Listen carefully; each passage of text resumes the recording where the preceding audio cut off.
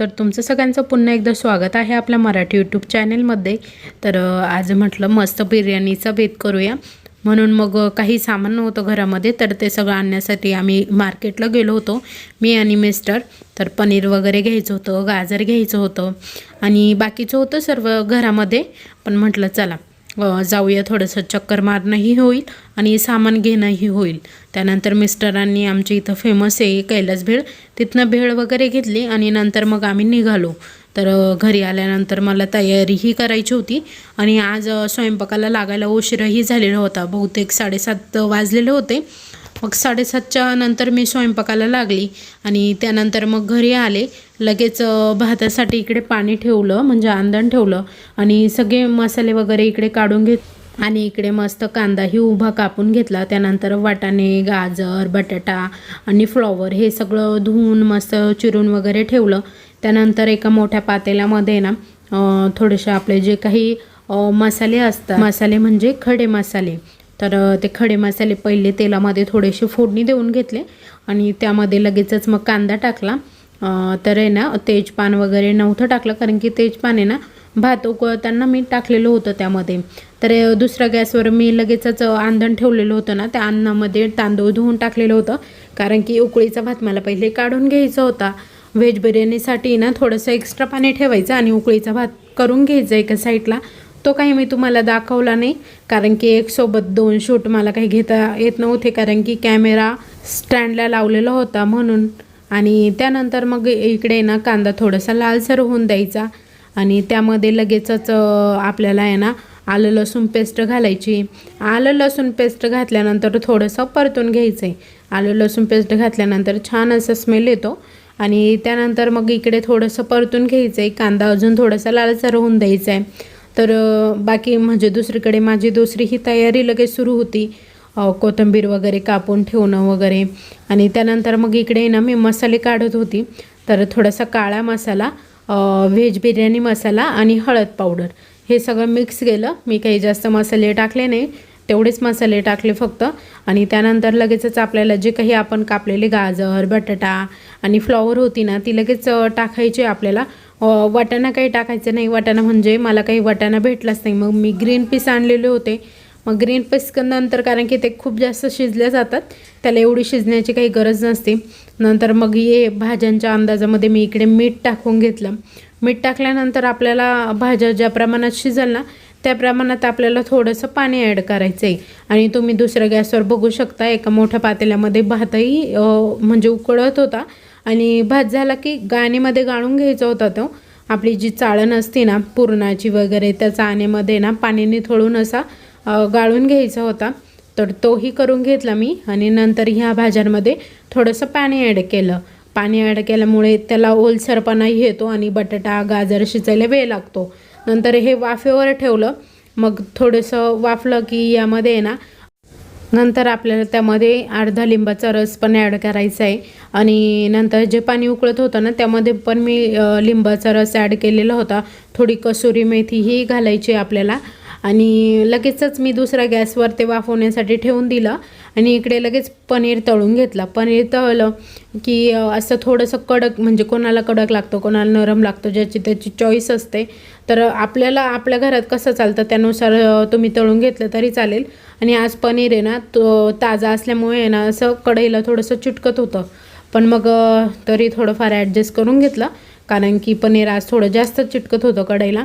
पण मग तळल्यानंतर छान झालं होतं आणि टेस्टलाही छान लागत होतं। आणि 2-3 दिवसापासून रोज काहीतरी नवीन नवीन आयटम घरामध्ये सुरूच आहे, कारण की पावसाचं वातावरण असलं की प्रत्येकाला असं चवदार आणि टेस्टी काहीतरी खायचं असतं। आणि त्यानंतर इकडे पनीर तळलेलं होतं छान, मी काही जास्त लालसर केलेलं नव्हतं, कारण की लालसर काही घरामध्ये म्हणजे आवडत नाही कोणाला। आणि त्यानंतर लगेच थोडेसे काजूही तळण्यासाठी टाकलेले होते। तुम्हाला वाटलं तर तुम्ही काजू तळून घेऊ शकता, तुम्हाला वाटलं तुम्ही गावठी तुपामध्ये, म्हणजे जे की आपलं साजूक तूप असतं त्या तुपामध्येही फ्राय करून घेतले तरीही चालेल। पण मग मी आता तेल तापतच ठेवलेलं होतं, त्यामुळे मग मी तळूनच घेतले। तळल्यावरही छान असे मस्त कडक होतात आणि थोड्याशा लालसर कलरवर तळायचे, आपल्याला गॅस बारीक करायचा आणि त्यानंतर मग आपल्याला ते लालसर कलरवर तळायचे असे। तर छान असे लालसर कलरवर झाल्यावर मी काजू काढून घेतले आणि पनीरच्याच त्याच्यात पनीर आणि काजू तळून झाल्यानंतर मी थोडासा चिरलेला कांदा म्हणजे की जो की उभा चिरलेला होता तोही थोडासा ठेवलेला होता, नंतर तोही असा तळण्यासाठी टाकला. तर कांदा तळायला वेळ लागतो कारण की कांदा पूर्ण लालसर तळून घ्यायचा असतो, त्यामुळे थोडासा वेळ लागतो. आणि इकडे बटाटा म्हणजे शिजला की नाही तोही बघून घेतला, कारण की बटाटा आणि गाजर शिजलं की भाज्या म्हणजे असे झालेल्या असतात, शिजलेल्या असतात. कारण की ना भात आपण त्यावर लेअर दिल्यानंतर आहे ना जास्त काही आपल्याला वाफवायची गरज नसते, म्हणून मग भाज्या ऑलरेडी अगोदरच शिजून घ्यायच्या आहे आपल्याला. आणि त्यानंतर इकडे आपला कांदाही लाल झालेला होता. जेव्हा कांदा आपण कढईतून तळल्या काढतो ना तो नरम असतो, पण थोडासा थंड झाले की एकदम कडक आणि कुरकुरीत होतो. त्यानंतर इकडे भाज्या शिजलेल्या होत्या ना, तर मी त्यामध्ये ना लगेच भाताचे लेअर द्यायला सुरुवात केली. त्यानंतर भाताचे ना असे छान असे लेअर देऊन घेतले. आणि त्यानंतर पनीर वगैरे काजू होते ना, थोडासा भाताचा लेअर दिल्यानंतर त्यावर काजूचे तुकडे पनीरचे तुकडे असे मिक्स टाकले. आणि पुन्हा थोडासा जो की राईस आपण शिजवलेला होता तो टाकला. तर राईस वगैरे टाकल्यावर त्यानंतर आपण जो तळलेला कांदा वगैरे होता ना तो सगळं टाकून घेतलं. थोडेसे काजू पनीरही टाकलं आणि नंतर मग कोथिंबीर वगैरे कापून टाकली वरून. आणि थोडासा माझ्याकडे कलरही होता खाण्याचा, तो कलरही ॲड केला त्यामध्ये. आणि नंतर छान असा आपला मस्त राईस तयार झालेला होता. तर त्याला आहे ना थोडंसं मीठ पण वरून ॲड करायचं आहे आपल्याला, कारण की ना आपण भाताला थोडंसं मीठ कमी टाकतो शिजताना ना, तर थोडंसं मीठ पण ॲड करायचं आहे आपल्याला, म्हणजे त्या वाफेने ना छान असं मीठही विरघळून जातं. नंतर 5-1 मिनटं आपल्याला छान अशी त्याची वाफ दडपायची आहे. आणि 5-10 मिनटानंतर त्याची वाफ काढली की छान असा आपला मस्त राईस तयार झालेला असतो. तर तुम्ही इकडे बघू शकता आणि मला कमेंटमध्येही सांगू शकता की कसा वाटला तुम्हाला. तर मुलांनाही असा राईस खायला आवडतो, तर नक्की सांगा मला कमेंटमध्ये कसा झाला काय. तर आज मस्त मिस्टरांची फरमाईश होती व्हेज बिर्याणीची, तर छान अशी मस्त व्हेज बिर्याणी केली आहे. तर कशी झाली? एक नंबर झाली. टेस्ट करायला एक नंबर. आणि आमच्या सगळ्यांची जेवणं वगैरे झाली आणि त्यानंतर म्हटलं चला संध्याकाळची किचन क्लिनिंग करून घेऊ. तर रात्रीची किचन क्लिनिंग मी रात्रीच करून घेते, कारण की मी काही रात्रीचे भांडे सकाळपर्यंत ठेवत नाही, म्हणजे कधीच ठेवत नाही. माझ्या लग्नाला आज 10 वर्ष झाली, तर मला असं वाटत नाही की मी कधी रात्रीचे भांडे घसले नाही, तसेच झोपले. मी कितीही म्हणजे कुठेही कार्यक्रमाला गेली, मला यायला कितीही उशीर झाला तरी मी रात्रीचे भांडे हे रात्रीच घासते, कारण की मला ते म्हणजे सवयच नाही आहे पहिल्यापासून. कारण की मम्मीच्या घरी पण असं चालत नव्हतं, त्यांनाही रात्रीचं एकदम स्वच्छ लागायचं.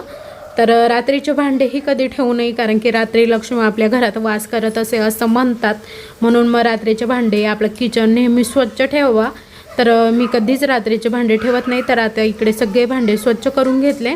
आणि त्यानंतर मग आहे ना दादांसाठी पिठलं वगैरे केलेलं होतं तव्यावर, कारण की दादांना आहे ना पनीर असं काही वेगवेगळ्या भाज्या असल्या की नाही चालत. जे की जुने माणसं असतात ना त्यांना नाही चालत, आईला आणि दादांना दोघांनाही. म्हणजे आम्ही असं काही केलं की ते खात नाहीत पनीर, व्हेज बिर्याणी किंवा अजून दुसरं काही काजू वगैरे भाजी वगैरे ज्या की ग्रेव्हीच्या भाज्या असतात ना ते खात नाहीत. मग त्यांच्यासाठी पुन्हा दुसरा स्वयंपाक करावा लागतो. तर दादांना छान अशी भाकरी आणि पिठलं केलेलं होतं तव्यावर. तर नंतर इकडे भांडे ना छान असे क्लीन करून घेतले. तर व्हिडिओ थोडासा फास्ट केलेला आहे, कारण की स्लो केला असता तर खूप मोठा झाला असता, म्हणून मग व्हिडिओ थोडासा फास्ट केला आहे. आणि भांडे बाहेर पाऊस चालू होता आणि मी इतर वेळेस पण बाहेर भांडे घसत नाही, किचनवरच क्लीन करून घेते, कारण की किचनवर पटकन आवरून जातं. बाहेर न्या म्हणजे आम्हाला बाहेर पण जागा आहे भांडे वगैरे घासायला, पण नाही घासत, किचनवर पटकन क्लीन होऊन जातं आणि थोडेच असतात.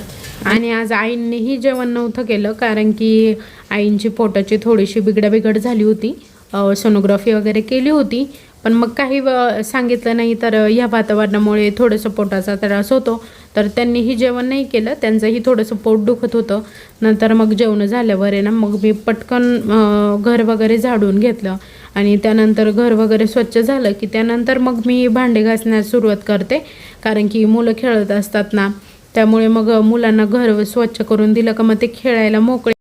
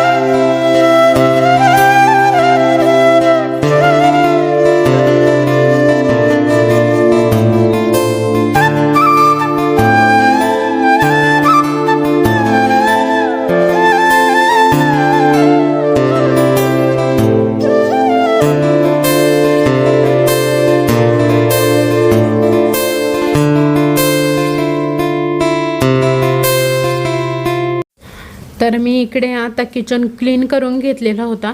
तर मी ना सर्व म्हणजे बाजूने साबणीने वगैरे बेसिंगचे नळ जी की आपली स्टाईल वगैरे असते ना ते सगळं घासून घेतलं आणि धुवून घेतलं. कारण की रात्रीचं जर थोडं जरी खरकटं राहिलं ना तर लगेच किचनवर झुरळ वगैरे होतात. म्हणून मग सगळं स्वच्छ केलं की कधी आपल्याला झुरळ वगैरे दिसत नाही. तर इकडे सगळं क्लीन करून घेतलेलं होतं मी आणि माझं रात्रीचं किचनचं क्लिनिंग पण मी तुम्हाला शेअर केलं आहे आणि दाखवलं आहे. तर खूप मस्त असं किचन क्लीन झालेलं होतं. तर तुम्हीही बघू शकता. तर तुम्हालाही कसा वाटला व्हिडिओ ते नक्की सांगा. आणि आजचा व्हिडिओ इथे संपवते. तुम्हाला सगळ्यांना कसा वाटला ते कमेंटमध्ये नक्की सांगा. व्हिडिओ आवडला असेल तर लाईक करा, शेअर करा, सबस्क्राईब करा आणि कमेंट करायला विसरू नका. उद्या पुन्हा भेटू अशाच एका नवीन व्हिडिओसह. तोपर्यंत बाय बाय.